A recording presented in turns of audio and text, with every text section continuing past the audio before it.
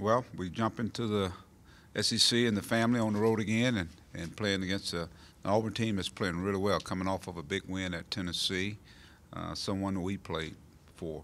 And the thing that really stands out about them is, their balanced scoring. We know that. They like to get up and down the floor. They've got guys that are capable of having big nights, especially from the three-point land. But the thing they're doing really, really well is attacking that glass. They had 22 offensive rebounds against a Tennessee team that's pretty. I thought a team that they matched up pretty well with. And as they got those offensive rebounds, boy, they had a lot of kickouts where guys were spotting up, knocking shots down.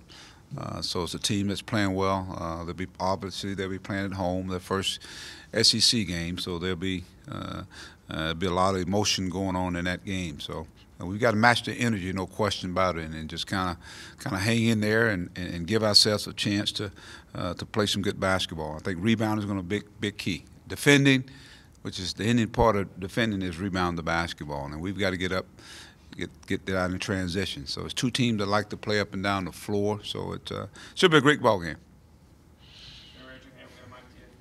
You mentioned the rebound. I guess Auburn's, I think they've out-rebounded all but one opponent, and they're leading the league in offensive rebounds per game and offensive rebound percentage. And that was kind of an issue in some of the game for you the other night. Just what makes Auburn such a good offensive rebounding team? I think, they play with a pretty good freedom, and they know when the shot's going up. They got a lot of long rebounds, but they got guys that actually pursue the game, pursue the ball. I mean, you think about the kid they just got in, the Murray kid. He's a 6'3", but he's a wide body. McLemore is athletic, gifted player, and of course Spencer had a big game the other night. So I think they just do it by committee. They rebound as a team, and they can see when the shot's going up, and they just fly to the glass. I think that's probably what they say. We're going to shoot it and go get it. And so we certainly got to have to put body on body and chase down the long rebound. I think they're an extra effort team. They play with a lot of energy, play with a lot of effort. What sort of things can you do to combat that? Well, I think we got to put bodies on people. I think we got to, number one, they got guys that can really shoot the basketball. The leading scorer, Brown, is a guy that we're very, very familiar with. He's been there for quite a while. We know he can shoot the basketball, but we got to, and of course the Harper kid gets in the lane and he finds those guys spotting up. But I think as those shots goes up, we got to be able to put bodies on people and pursue the ball. We got to be quick to the ball. I think there's no secret to it. You got to put bodies on people. But like I said, they fly to the glass and maybe put a body on where they come over your back. It's going to be physical, but SEC play, that's the nature of it. As I always said, the intensity goes up 20 notches, the physicality goes up, and what they're calling, you got to see what they're calling and how they're calling.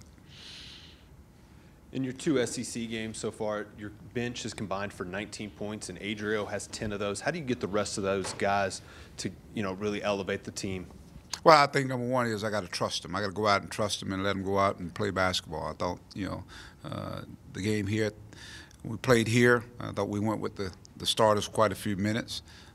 We had dug a hole and then allowed those guys to get in. I thought the other night there were opportunities to put those guys out there, and I thought it probably could have had an impact on the game. So, but it is the strongest component of our basketball team. You look at the game last year down there, I thought guys coming off the bench was the biggest difference in the game. Trey Thompson, he had his 11 rebounds, played extremely well. Orlando Cook coming off the bench. We had some guys that said Daryl Macon came off the bench and played well. So we had a lot of contributors off the bench, and I think going into this game, I think that's got to be key. We got to get our bench going. We got to get them where they go out there and produce. We got to get a guy, like I said, Adrio got out there, and I thought he gave us some real positive minutes. I thought Darius Hall got out there. The minutes he played were productive, and so we got to get more of that from our guys. Mike, I mean, obviously Auburn's gone through some adversity. They lost an assistant coach, and they've had two projected starters suspended all year, and yet they're 13-1, I think. How impressive have you been with how Bruce Pearl's handled that? Just, are you surprised, or how do you think they've overcome some of the stuff? I just think when you have adversity, that's when guys kind of come together. I think they're playing for each other. They're playing with a chip on the shoulder, so to speak. No one's really, other than the coaches that know basketball, they know they're a very, very talented team. And but what it does is gives other guys opportunities to play. The young kid Mitchell coming off the bench, the big kid they got, I think Obeke or something like that there, but Okeke. I mean, he's really, really good. Really, really good. He was a real heralded player, but he's getting opportunities to play, and they get a chance to showcase that. But, again, they're just playing. They're just playing basketball, having fun. You just played a team that's 13-1, and you're getting ready to play a team that's 13-1. It's not Kentucky or Florida, or the traditional powers. Just what do you think that says about the SEC this season? Balance. I think it's balanced as probably ever been. I mean, from top to bottom. I mean, you think about even the team that everyone thinks is at the bottom. They're very, very talented in Vanderbilt. So that means the games are going to be close. It's going to be a possession game. It's going to come down to a couple of plays. You look at our game at Mississippi State. We're a couple of plays away. We make the three-point shot. Darryl makes the free throw. It's a different game. You finish the game out, we get a couple of those rebounds. It's a different game. So it's going to come down to possession. And you're seeing that where teams are going on the road and play. Kentucky squeaked one off of LSU the other night.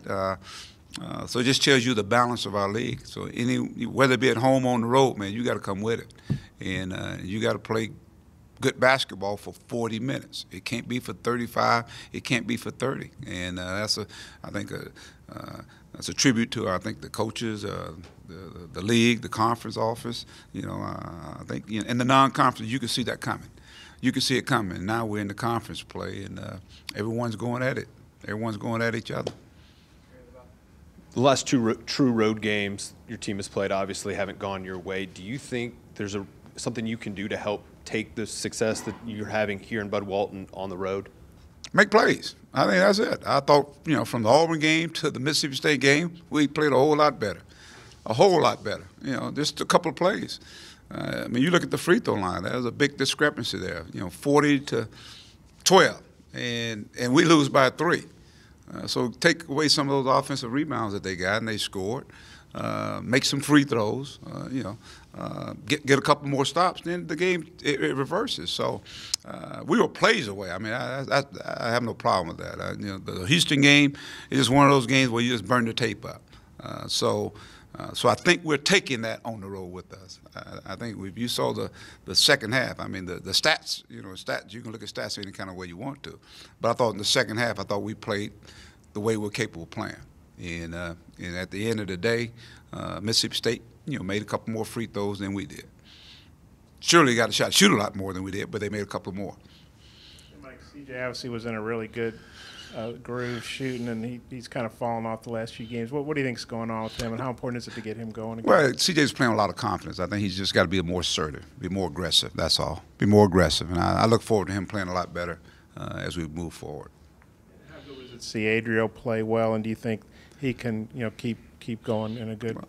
That's the Adriel I've been seeing in practice. When we started off, you got to remember this guy was starting for us, and so it's just that growth period with the young guys. They just got to go play, and you can't look over your shoulder. Just go play and play with the confidence, play with a sense of urgency. You mentioned free throws. Auburn, I think, is leading the league in free throw shooting. How important is it to not have a discrepancy like that? And I don't know. After watching the tape, is there anything you change? I mean, or do you just feel like that was kind of life on the road? I thought we attacked the glass. We attacked the basket. There were some calls that didn't make. We didn't get to the free throw line. I thought we were aggressive from that standpoint. Obviously, we've got to stop fouling as much, and I think a lot of your fouls come from offensive rebounds. When they get it, and you foul them going back up, that's what happens a lot. And so that's why it's going to be imperative that we do a good job on the glass against Auburn. And that's how you fix that. You limit them to one shot.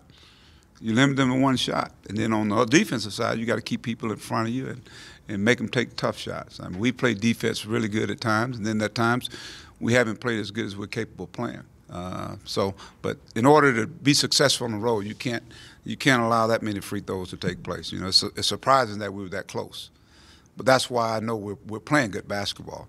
To have that many free throws shot and made, and you lose by 3. we're playing pretty good basketball. Now we just got to eliminate some of those other things that that are negative. You know, from a rebounding standpoint, loose balls, just playing a little harder, get our bench involved so guys can finish the game out the right way. You're 4-0 at Auburn, at Arkansas. Do you think that that's a mental advantage for you and your team? You know, it's the next game on our schedule. That has nothing to do with what's take place in this game. This is a different year. They're a different team. We're a different team than last year. So, no, just, you know, we just got to go on the road in a tough environment. They play against a team that's playing with a lot of confidence. They play with a lot of emotion. I mean, they really get at it. So, so it'll be a great atmosphere. And I think for our guys, we look forward to the opportunity of playing. You know, someone that's going to get up and down the floor with us, and hopefully we can get our bench really, really involved. I guess actually Mississippi State took more threes than Arkansas did this last game, but is there more of an emphasis going into this one about kind of going inside out, trying to get the inside game established? Well, we got to be able to attack. I know that we got to attack the basket, and we got to take advantage of, you know, maybe having some size advantage. I thought last time we played them last year, I thought we did a good job of really spacing the floor and getting good ball movement and people movement and getting post up when we need to, getting some great cuts to the basket. I think we got to put pressure on their defense as well, make them play defense. So again, just got to learn to play to win. I think that's the key. You play to win.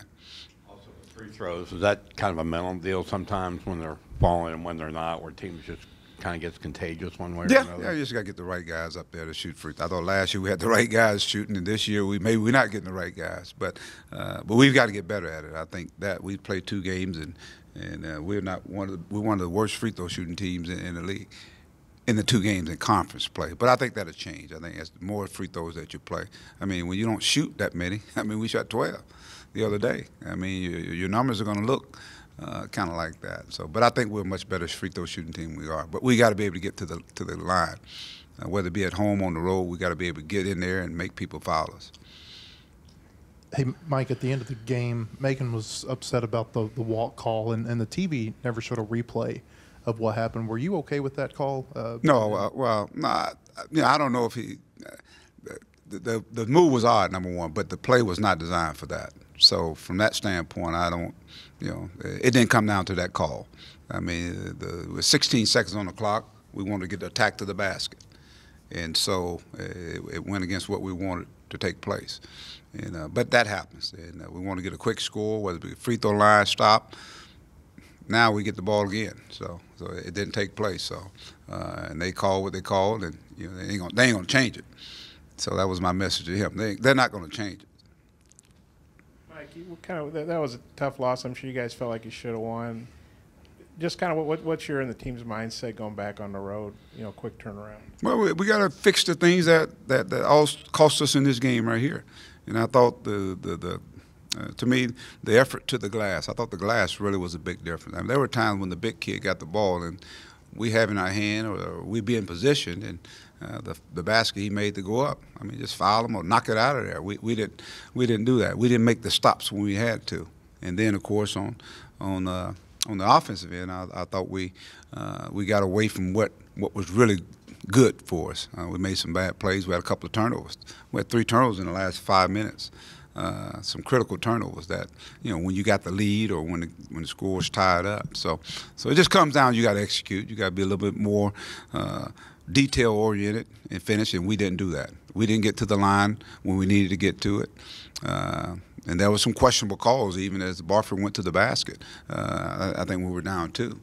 So we just didn't make the plays, and they made the play. That's how you chalk that up. And but we'll learn from it. I think that's the biggest key. So my takeaway is from the 2 road games we've had, from the Houston game to the Mississippi State game, I thought we played a whole lot. We came out with energy. I thought we played hard. Maybe not smart, but we played hard. And so now let's take that mindset and let's play hard and smart as we get ready to go to Auburn, a team that's a very explosive team.